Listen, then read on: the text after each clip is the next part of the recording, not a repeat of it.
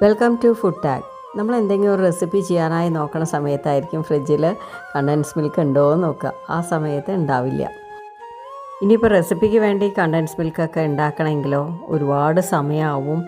മാത്രമല്ല കുക്ക് ചെയ്തൊക്കെ എടുക്കുകയും വേണം. അപ്പോൾ അതിനൊക്കെ ഉള്ള ഒരു പരിഹാര റെസിപ്പിയാണത്.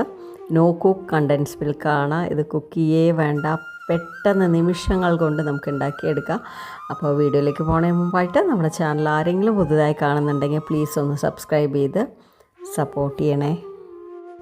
ആദ്യം വേണ്ടത് മിക്സിയുടെ ജാറാണ്. അതിലേക്ക് 1/2 കപ്പ് പഞ്ചസാര ഇട്ട് കൊടുത്തിട്ട് നല്ല ഫൈനായിട്ട് പൊടിച്ചെടുക്കണം. അപ്പോൾ ഇതാ പൊടിച്ചെടുത്ത് വന്നിട്ടുണ്ട്.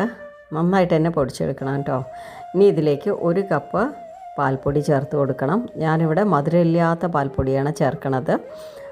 മധുരമുള്ള പാൽപ്പൊടിയാണ് നിങ്ങൾ ചേർക്കണമെന്നുണ്ടെങ്കിൽ പഞ്ചസാര അതിനനുസരിച്ച് ചേർത്താൽ മതി. ഇനി ഇതിലേക്ക് 3 ടേബിൾ സ്പൂൺ നെയ്യ് ചേർത്ത് കൊടുക്കണം. നെയ്യിന് പകരമായിട്ട് നിങ്ങൾക്ക് വേണമെങ്കിൽ ബട്ടറും ചേർക്കാവുന്നതാണ്.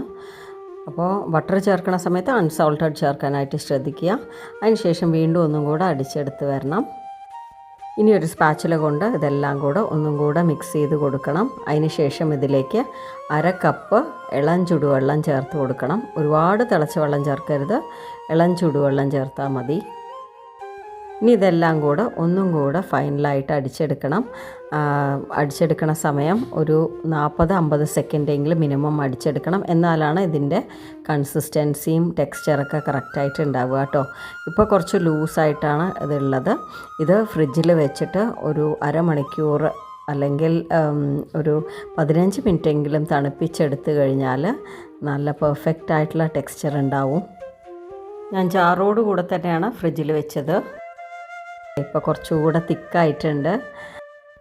ഇനി ഇതൊരു എയർ ടൈറ്റ് ആയിട്ടുള്ള ഒരു ബോട്ടിലിൽ സ്റ്റോർ ചെയ്ത് വെക്കാം. ഇപ്പോൾ കണ്ടില്ലേ, നല്ല തിക്കായിട്ട് കിട്ടിയിട്ടുണ്ട്.